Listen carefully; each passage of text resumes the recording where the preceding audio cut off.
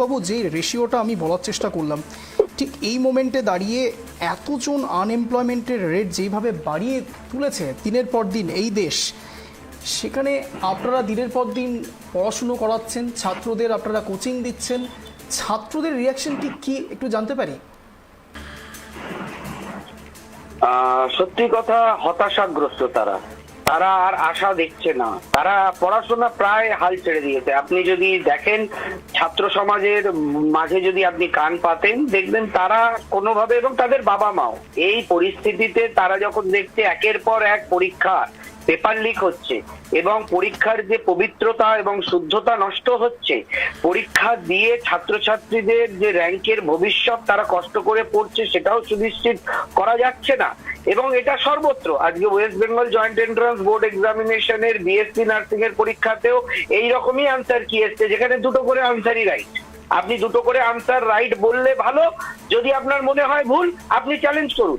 এটা শুধু এনটিএ নয়, আপনাকে বলি পশ্চিমবঙ্গ জয়েন্ট এন্ট্রান্স বোর্ড এক্সামিনেশনের যে বিএসসি নার্সিং এর জেনপাসের জয়েন্ট এন্ট্রান্স নেয়, সেই জয়েন্ট এন্ট্রান্স পরীক্ষা নেবার পর বিজ্ঞপ্তি জানিয়েছে যে পরীক্ষায় দুটো অপশনই ঠিক। যদি কারুর মনে হয় যে একটি অপশন ঠিক একটি অপশন ঠিক নয়, তারা 500 টাকা দিয়ে চ্যালেঞ্জ করতে পারে। আপনি দোকানে এনটিএ 200 টাকা বললেন, এখানে 500 টাকা দিয়ে ছাত্রছাত্রীদেরই চ্যালেঞ্জ করতে হবে West Bengal joint entrance board এক্সামিনেশনকে, যে কোন প্রশ্নটা ঠিক কোন প্রশ্নটা ভুল, কেন আপনারা দুটো প্রশ্নকে ঠিক বলছেন বা এটাকে ঠিক বলছেন ওটা কেন ভুল বলছেন, সবকিছু ছাত্রছাত্রীদের উপর ছেড়ে দিচ্ছে।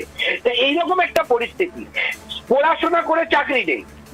আইআইটিতে যারা পড়ে তারা জানতো যে আইআইটি থেকে পড়ে বেরোলেই আমরা চাকরিটা পাবো, এখন তো আইআইটিতেও পড়ে বেকার হয়ে বসে থাকছে। মানে ভুরি ভুরি উদাহরণ। আইআইটি থেকে পড়ে পাস করে 40 জন 50 জন 100 জন বেকার হয়ে বসে আছে। তো যে দেশে আইআইটি থেকে পাস করেও বেকার হয়ে বসে থাকতে হয়, যে দেশে বিটেক পাস করে লক্ষ লক্ষ টাকা খরচা করে বেকার হয়ে বসে থাকতে হয়, যে দেশে বিএড করে এমএ করে বেকার হয়ে বসে থাকতে হয়, যে দেশে পিএইচডি করে ডোমের চাকরির জন্য লাইন দিতে হয়, যে দেশে মাস্টার্স ডিগ্রি এমটেক করে পিয়নের চাকরির জন্য লাইন দিতে হয়, সেই দেশের ছাত্র যুব এবং তাদের বাবা মায়েদের কি অবস্থা, যারা এই সময়টা জীবনযাপন করছে তারা বুঝছে। কারণ বাবা মা তাদের শেষ পুঁজিটুকু লাগিয়ে দেয় ছেলেদের পড়াশোনা, তাদের কেরিয়ারের পেছনে, কারণ তারা পরবর্তীকালে ভালো চাকরি বাকরি করে সেই বুড়ো বাপমাগুলোকে দেখবে, বুড়ো বাপমাগুলোর লাঠি হবে, বুড়ো বাপমাগুলোর ভবিষ্যতের হাতিয়ার হবে, তাদের বুড়ো বয়সের শক্তি হবে। কিন্তু কোথায় কি, বিটেক পড়ছে, ডাক্তারি পড়ছে, ইঞ্জিনিয়ারিং পড়ছে, এমটেক করছে, বিটেক করছে, পিএইচডি করছে, এমএসসি করছে, বিএড করছে, সবকিছুর শেষ পরিণতি আপনি বেকার বাড়িতে বসে থাকুন, চপের দোকান দিন একদল বলবে, আর নইলে একদল বলবে পকোড়ার দোকান দিন। তো আমি যদি চপেরই দোকান দেবো, আমি যদি পকোড়ারই দোকান দেবো, দুজনেই বলে চপের দোকান দিন নয় পকোড়ার দোকান দিন, তাহলে আমি কেন বিটেক পড়লাম, আমি কেন এমএসসি করলাম, কেন বিএসসি করলাম, কেন পিএইচডি করলাম, আমাকে কেন বিএডটা করানো হলো? বন্ধ করে দিই কলেজ ইউনিভার্সিটি, বন্ধ করে দিই শিক্ষা ব্যবস্থা। যদি শিক্ষার দাম রাষ্ট্র দিতে না পারে, সেই শিক্ষিত সমাজকে যদি বলে তুমি চপ ভাজো পকোড়া ভাজো আর গিয়ে তুমি ঠেলায় ঘুগনি বিক্রি করো, তাহলে এই শিক্ষা দিয়ে এই জাতির উন্মেষ ঘটবে না। ওই রাজনৈতিক দলের ভন ভাতিজা তাদের উন্নতি ঘটবে, তাদের সমস্ত ভাই ভাইপোদের উন্নতি ঘটবে, দেশের মানুষের কোনো উন্নতি ঘটবে না। কারণ আজকে লজ্জা লাগে পিএইচডি করে ডোমের চাকরি করতে আবেদন করে, এমটেক করে পিয়নের জন্য আবেদন করে। সেই দেশে আজকে যুবকরা পড়বে, পড়াশোনা করবে কিসের আশায়, কিসের ভিত্তিতে বাবা মা পড়াশোনার জন্য খরচা করবে? বাবা মা ওই জন্য সঞ্চয়ের টাকা খরচা করতে চাইছে না। হয়তো এই মুহূর্তে যারা যারা দর্শকরা এই মুহূর্তে দেখছেন, এটা রূঢ় সত্য।